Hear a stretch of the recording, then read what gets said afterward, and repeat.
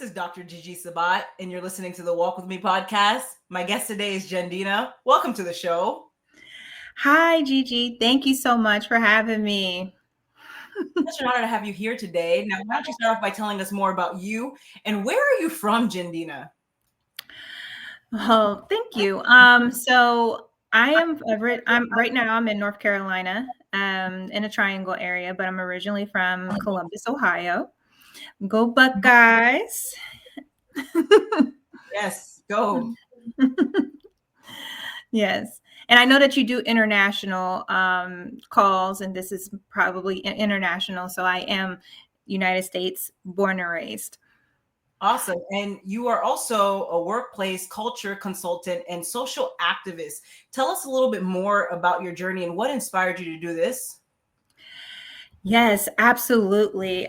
So it it started with this little light of mine. Well, I started off being a social worker, and what many people will call caseworkers. But when you're working in the community and your people's lives are literally the trajectory of people's lives is literally in your hands. You're social worker and you're a world changer. So shout out to all my social workers out there. So I got into this because for all my life I just always been that leader or been that teacher and wanted to share what people, hey, did you know this, have you learned this, and help. I didn't really know it till I looked back at pictures of myself when I was younger, of me playing playing teacher, and then also just leading my younger siblings and friends, and it was always there. And my friends would tell me, they was like, yeah, you've always been like the community person, the village, the person of the village who leads the village, who helps the village, ensures everybody's good in the village. So and I speak that, and I continue to lead in that, because that's what fuels me. When I know that you're good, I'm good too.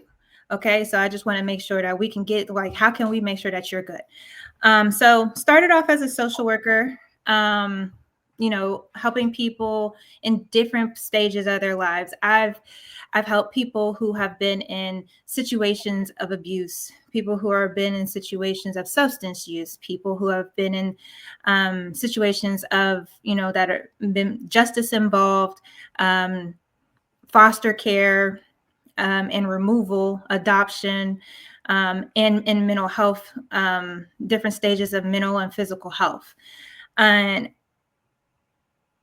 when you are able to see that any given day, these are circumstances that any given day, I can be on the other side. When that power hits you, once that hits you, you can't just be like, okay, well, let me just give you your medicine and go, or let me just help you with your treatment plan and go about my day. This isn't just a 9 to 5 anymore. This is something bigger. So I took that. I led that. I know I said any case that comes into my workload or into my caseload, that comes across my desk, any case, any person, I know that there's something even bigger on the other side of this person. There's something bigger on the other side of my interaction with them. And so they may come to me just asking me for the time, whatever it may be. They come to me, it's funny because I have such a unique community right now. And so my neighbor could come over and be like, can I use your bathroom? And I'm like, okay, yeah, sure. Whatever. I have it, so do you. If I have it and to give, and if I'm blessed to have it, I'm here because I can give it to you.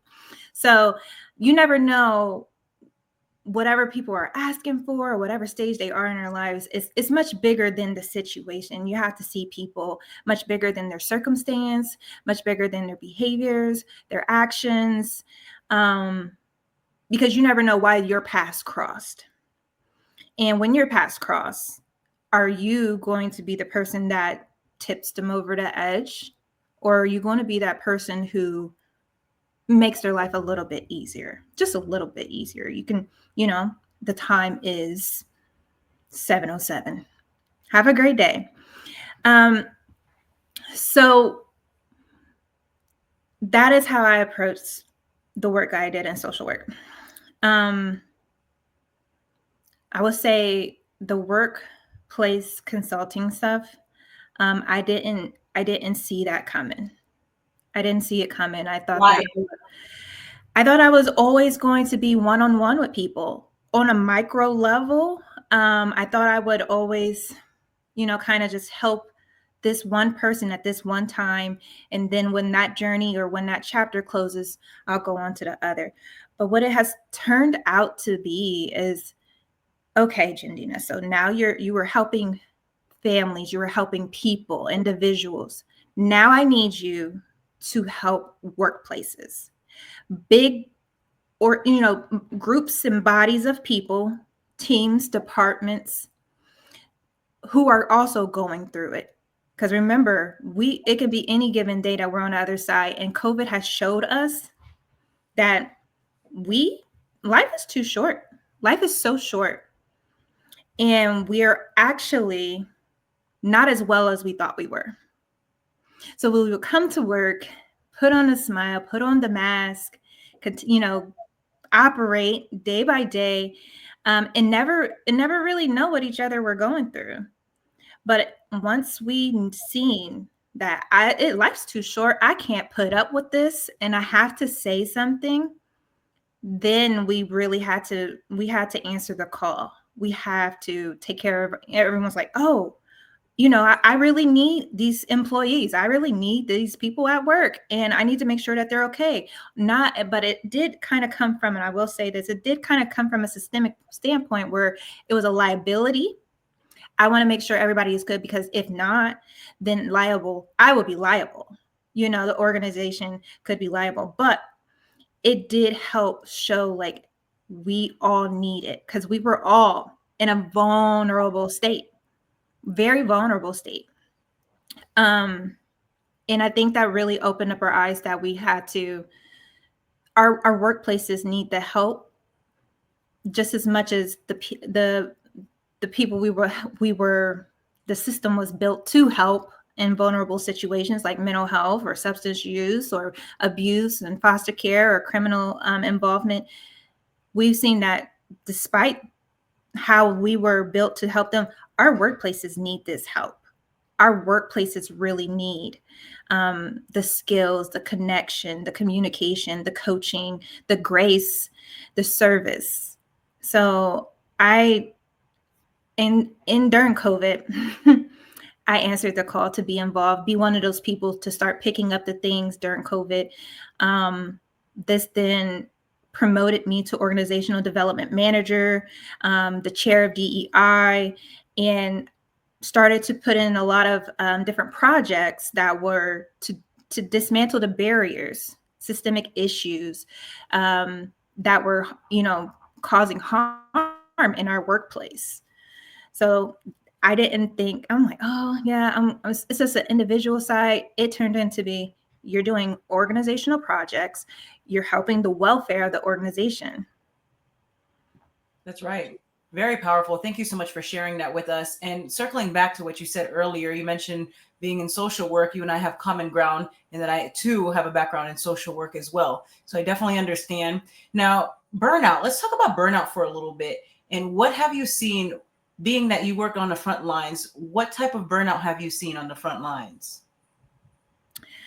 Well, as my social work sister, the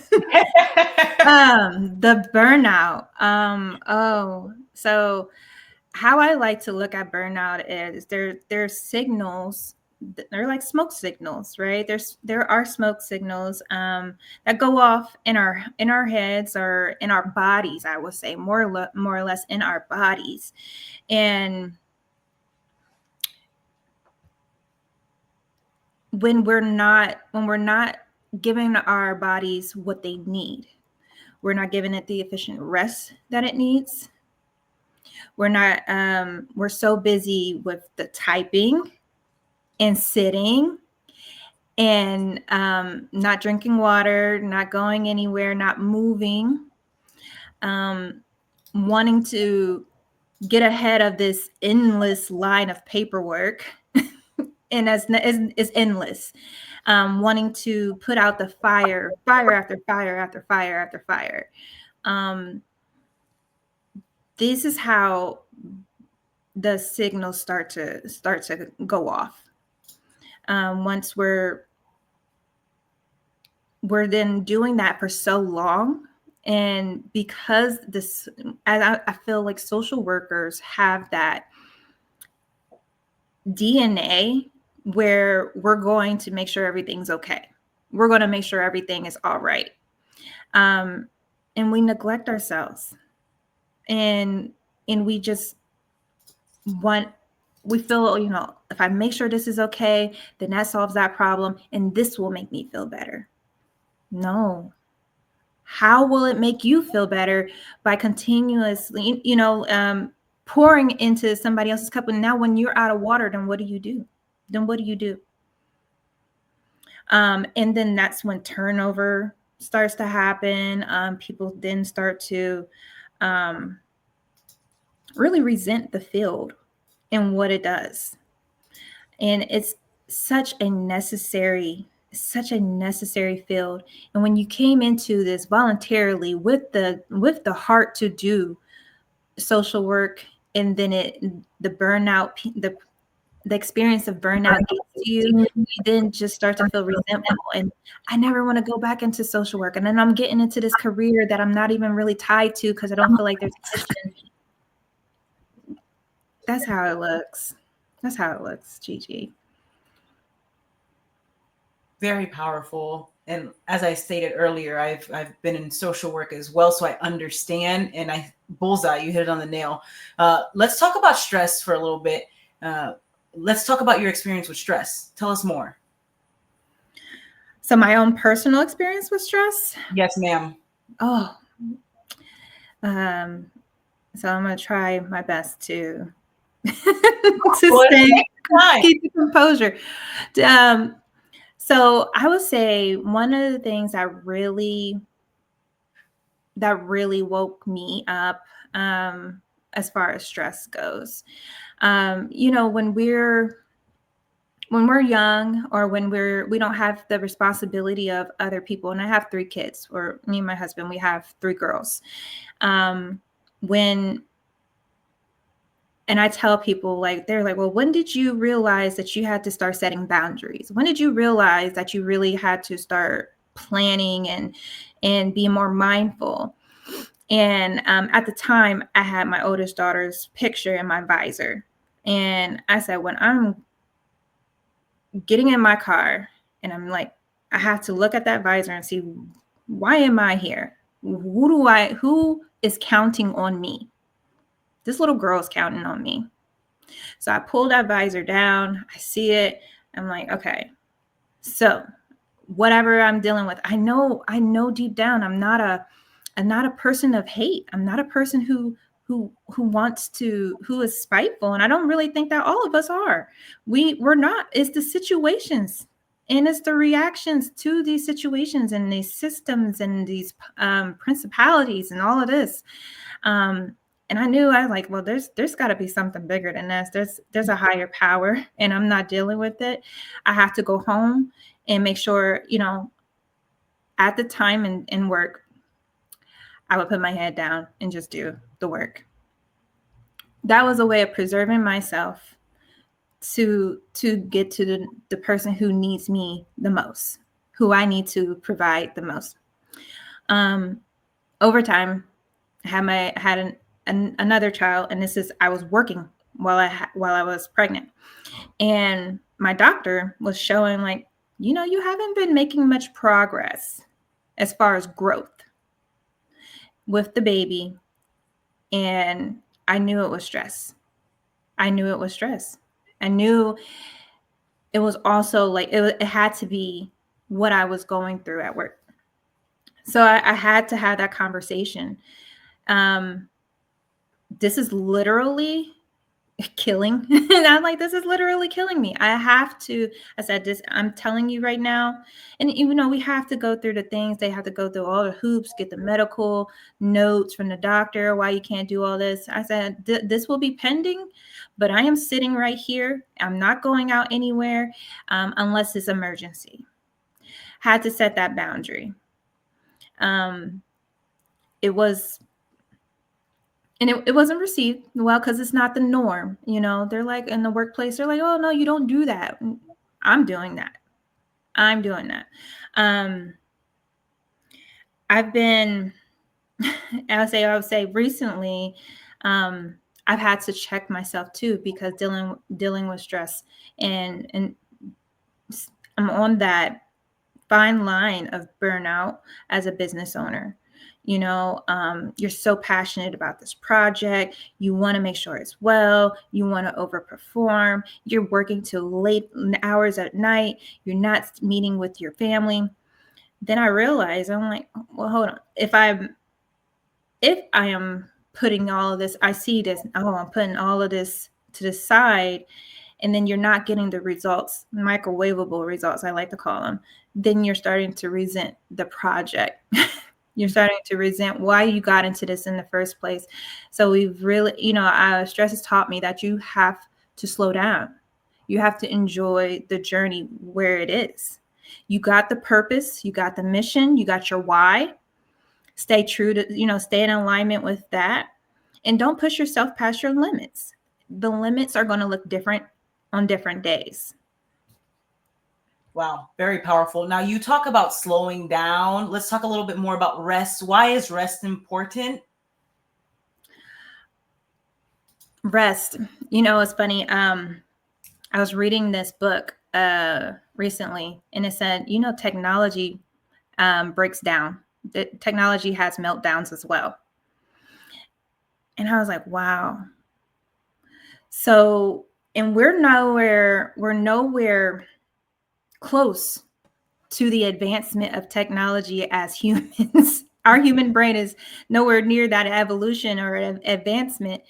But if you think about it, you overuse something with technology, it has to stop. It'll break down on you. In nature, the trees, the sun, the grass, everything can only sustain a certain threshold of water, certain threshold of heat, a certain threshold of sunlight. These are things that are stressing its growth. Stress is good, but not all out. There is a balance to it. You have to have a balance to it. And there is also a point where you are going to have to be dormant and rest.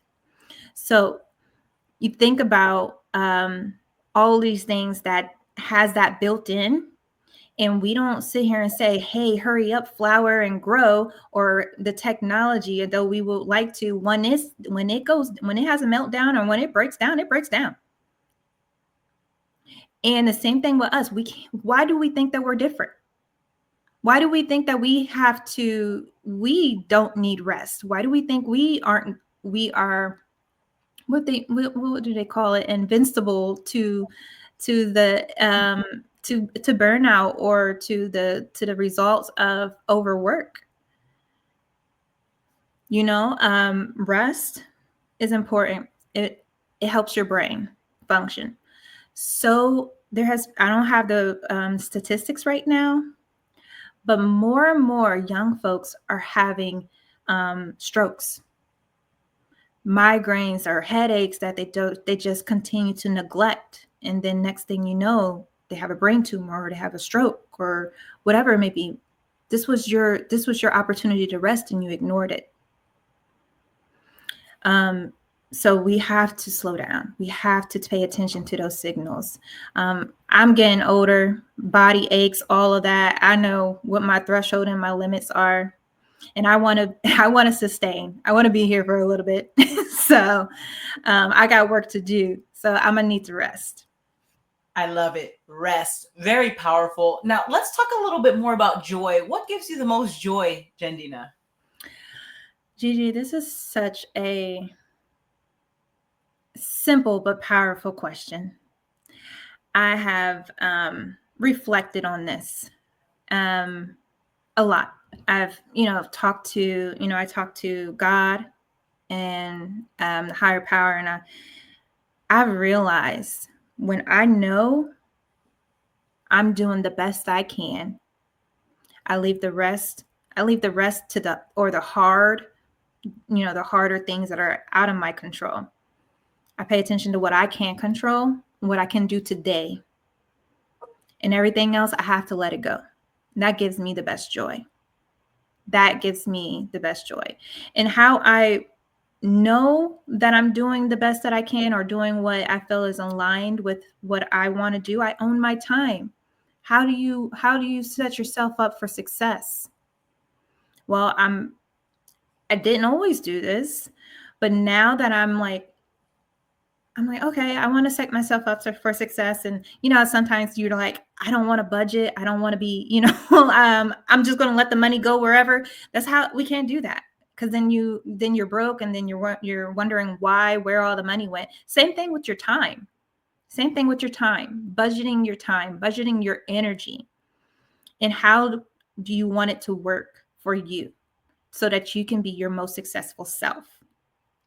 I have a journal that I use. It helps me with staying in alignment with things that I want to do, helps me move at my own pace, execute the goals that I want to execute, reflect on gratitude, and do things that help, that are helping my community, and helping others.